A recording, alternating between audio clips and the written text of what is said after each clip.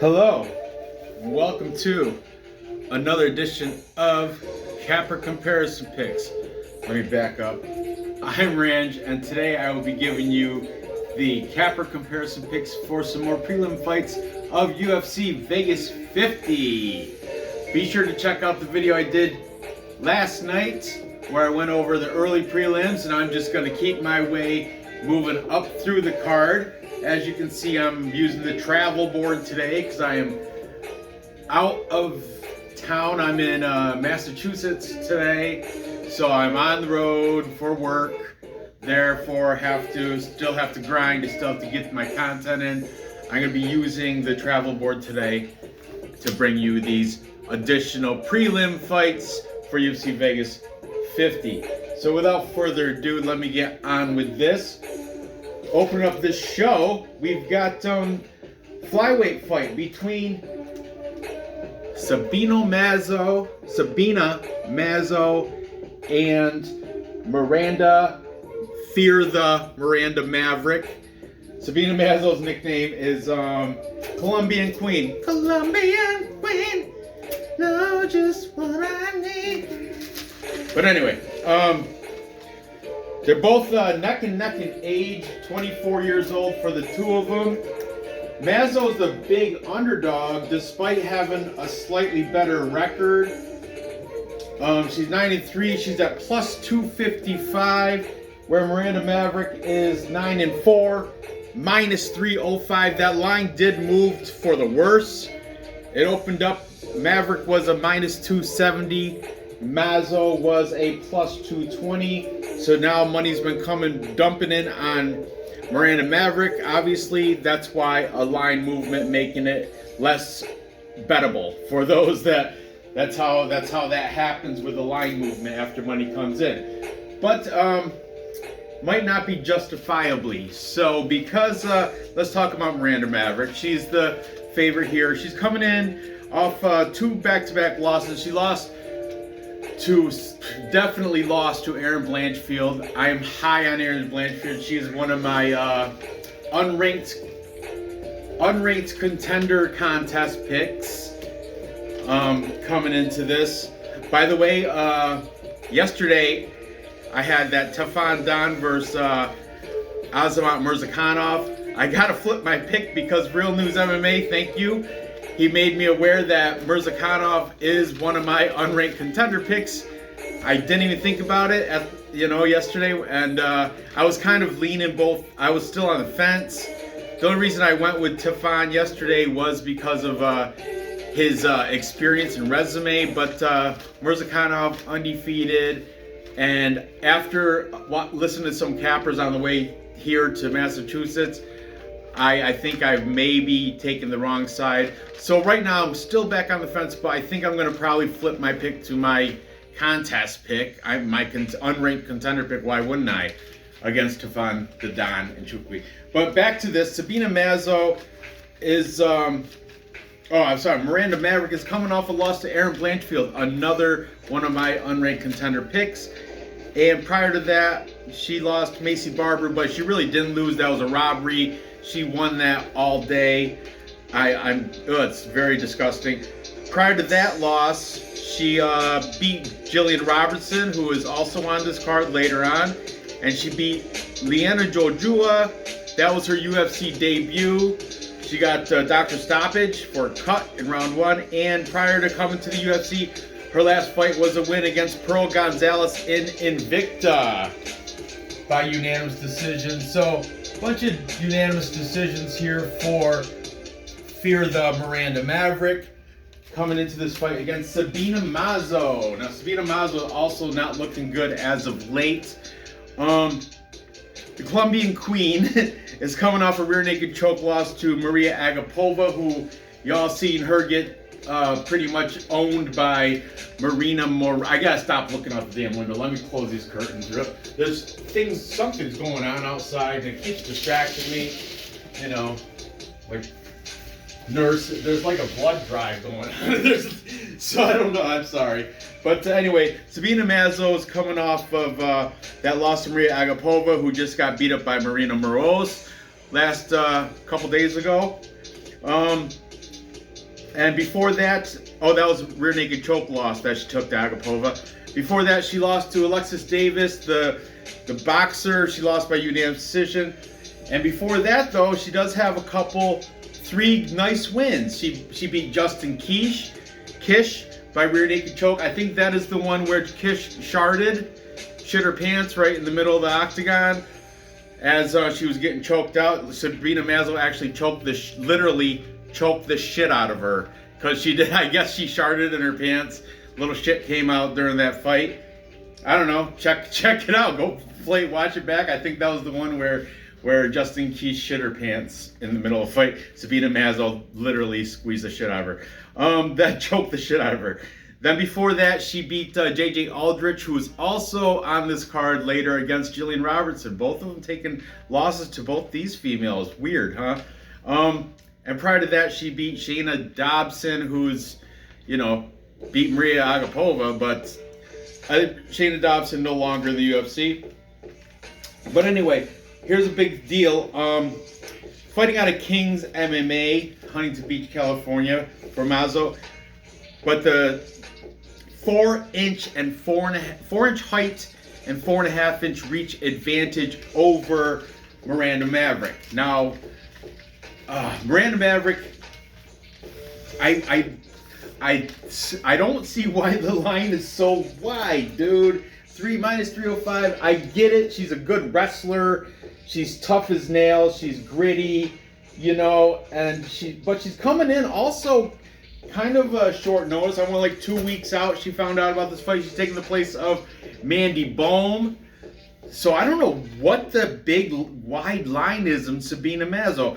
Well, aside from everybody knows that Miranda Maverick lost to Macy Barber was a robbery, but Sabina Maslow, she lost to Agapova, rear naked choke. She lost to Alexis Davis, but those 3 losses prior to that, or 3 wins prior to that, over Kish, J.J. Aldrich, and Dobson, those are 3 good wins. Do you guys think she fell off that much in 2 fights?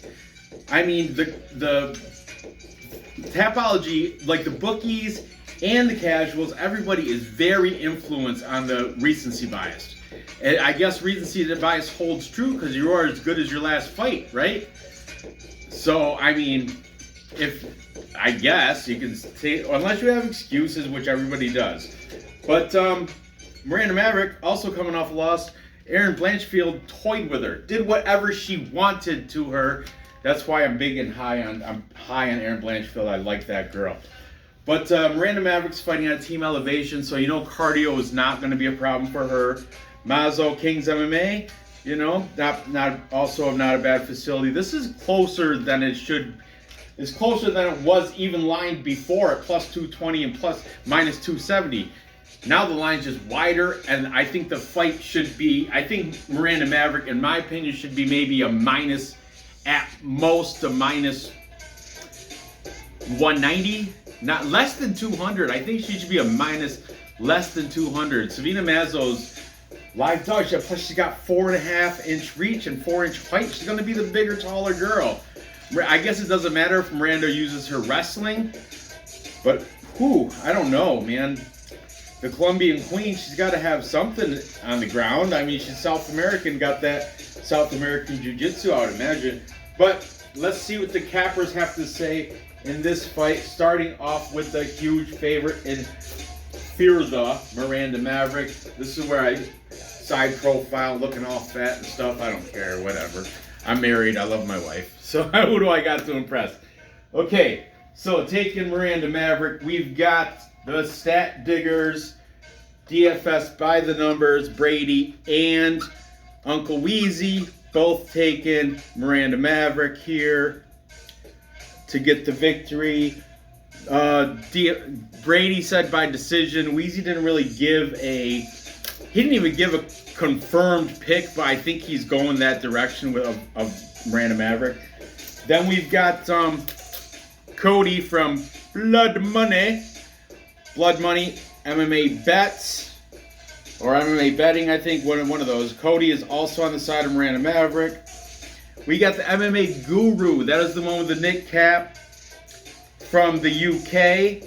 he is taking Maverick to get the decision victory here. We've got Greedo. Greedo plays.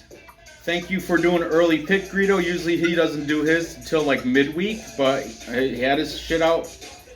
Today's Monday. He had his shit out early. And AJ DeVito, always a pleasure to have him on my show.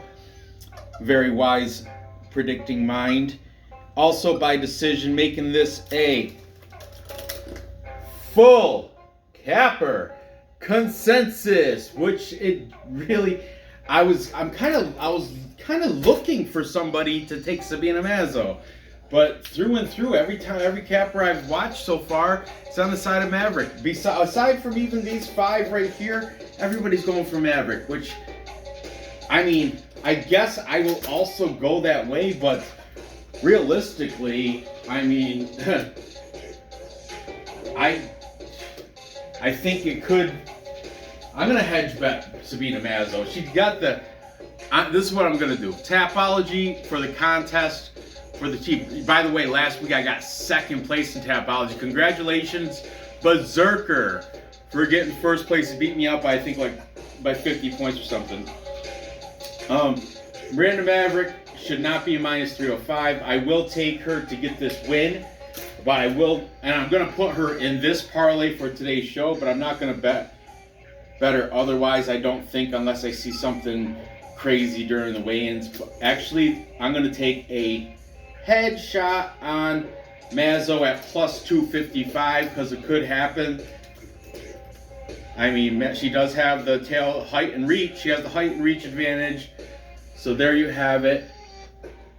Moving on. Next we have Damon, the leech, Damon Jackson. There's another Chinese leech too. Was that Jing Liang or something?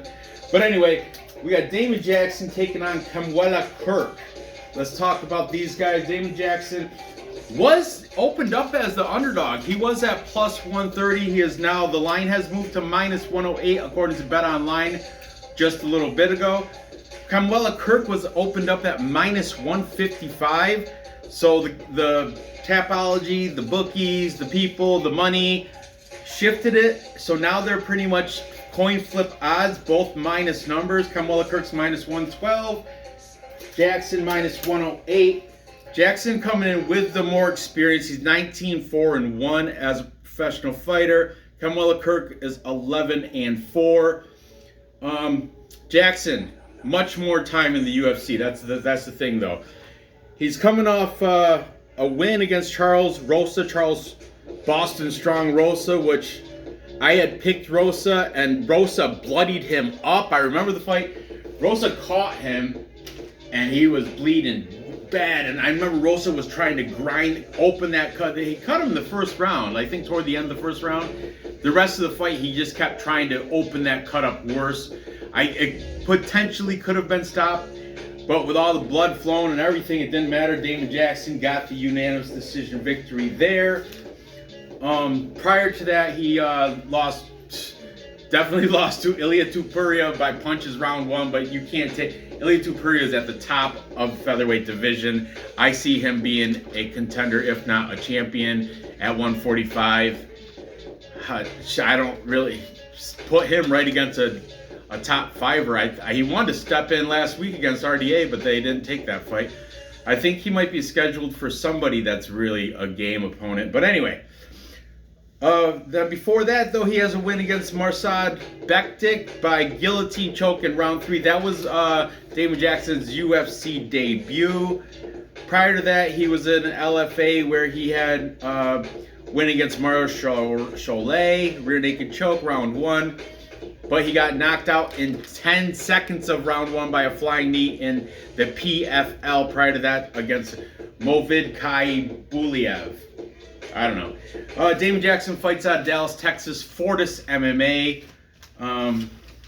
Who's it? Morono fights out of there. So does. There's a fleet of them that fight out of Fortis MMA. A lot of good guys.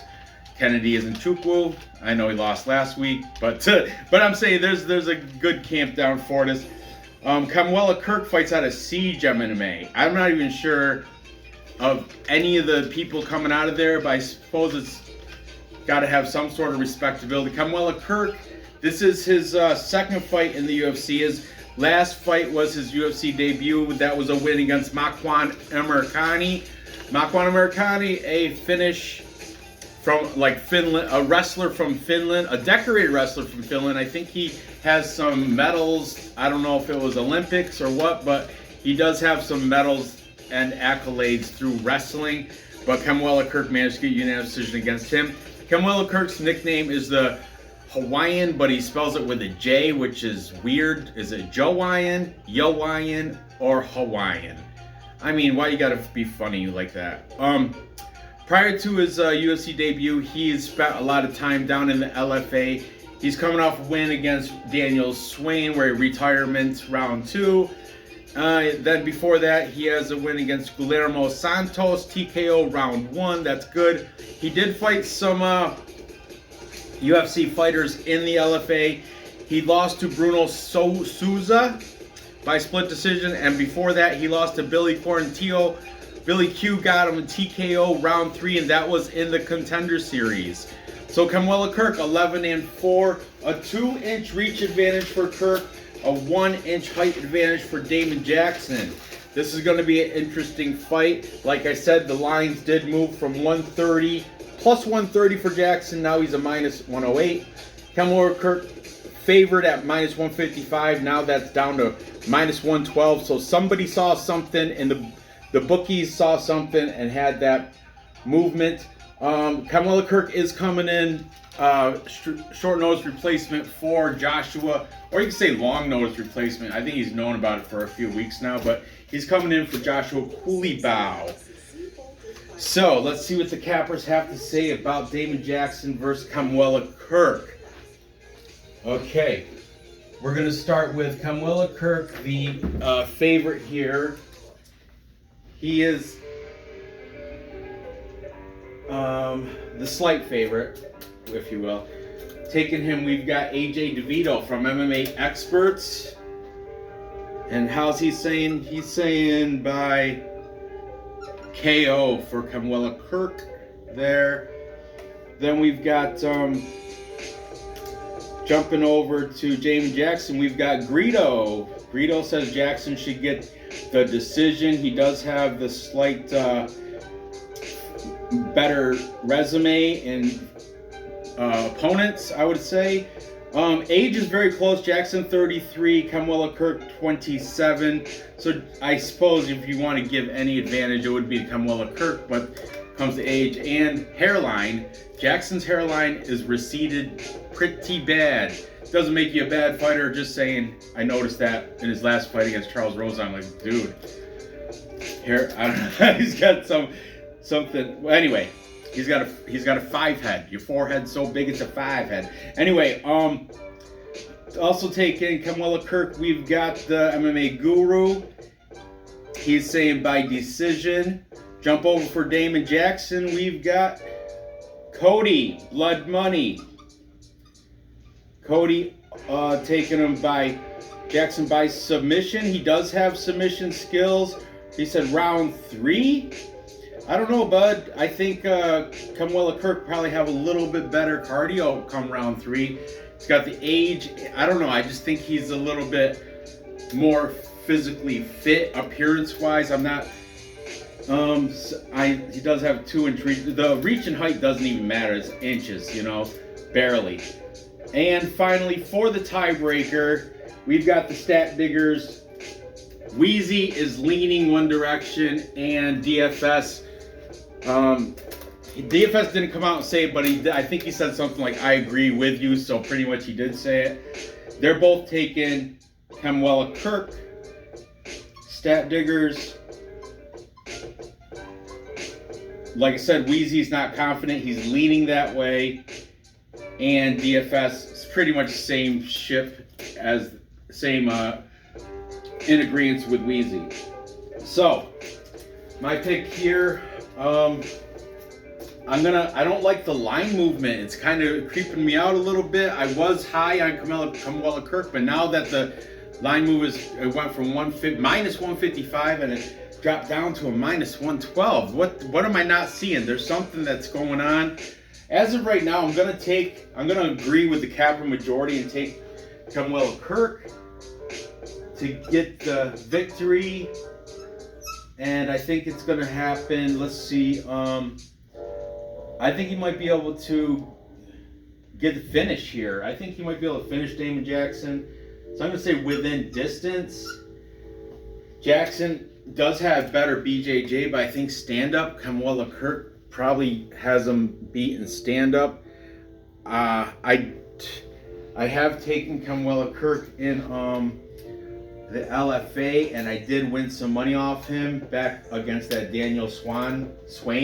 I think it was on during, I live bet it when I was doing a Friday night live stream with Dave. And I remember I said I'm taking Camuella. I think I parlayed him with somebody else. I can't really remember, but I know I've won money off Camuella Kirk in LFA betting. And I don't even watch LFA. But yeah, I'm gonna go with the slight favorite here in Camuella Kirk, subject to change after I watch the face-offs, weigh-ins and face-offs. But I like Camuella Kirk there. So now I gotta press pause and get the board ready. That's the pain in the ass with the travel board. I gotta keep doing shit. Moving on. Next we have the bantamweight fight between Trevin Jones and Javid Basharat. This one's gonna be a pretty good one. Let's see. We got 5-star Trevin Jones with a record of 13-7 as a professional. He's at a plus 115 underdog. He was a little bit better price at 125. He's taking on the newcomer from the Contender Series, Javid Basharat. Basharat undefeated, 11-0, coming in as a slight favorite at minus 135. He was a favorite at minus 150. So money's been coming on Trevin Jones, making that line move, I would assume. So let's talk about the favorite first. Javid Basharat. Javid Basharat's coming off a win, that Contender Series win over Oren Kalan. Now get this, guys, that was Contender Series, and I remember Oren Kalan called him a straight up terrorist to his face, like called him a terrorist, and because he's from London. However, he is of Afghani descent. Like he's his bloodline is from Afghanistan. Okay, Oren Kalan, what a dork, what an idiot. He called him a terrorist, and so you know what this guy Basharat did? He physically tortured him and beat the shit out of him for 14 full minutes. Then last minute threw in that guillotine just to get the submission, to an exclamation point on that victory. Do not call this dude a terrorist. Javid trains out of London Shoot Fighters. The guy's obviously vicious. He's got a 2-inch height advantage over Trevin Jones. 100% finish rate. However, the thing is, can crushing. He's 100% finish rate, but they're all, and it's not like his fault, but they're all against cans. His last opponent was 16-1, that Oren Kalan, but the Snow Leopard, aside from that, has yet to see. Oh, he's got one other fight during is in the Czech Republic regional scene called Octagon with a K, Oktogen, where he got the Darce choke in round 2 against Alexander Bezkorovini. But that guy, I looked at his Tapology and he was a can crusher, so he was just a can crusher, crushing a bigger can. You know, I mean, the guy was like, I think maybe 5-0 or something. I can't remember. But I'm saying Javid Basharat has yet to be really tested, and Trevin Jones will provide that. His hardest competition to date will be this weekend against Trevin Jones. 5-star Trevin Jones. He's coming off a loss to Saeed Yokub Kakramanov. He got guillotined in round 3. Kakramanov. But before that, he's got some decent wins. He got a win over Mario Batista, ground and pound round 2, took care of business. He has a TKO, well, it should be a win in his UFC debut against Timur Valiev. Knocked his ass out, but Timur Valiev, it got flipped to a no contest because Trevin Jones smoked a little bit of marijuana.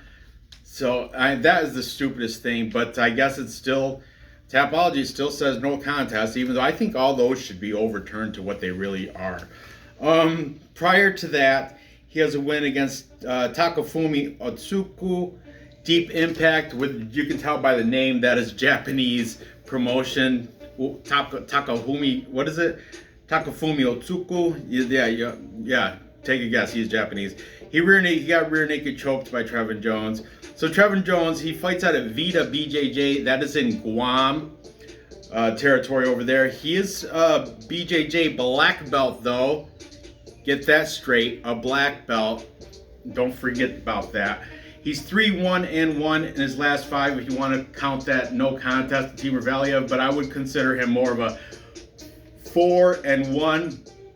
You can't take away that loss from Saeed Yokub Kakramanov.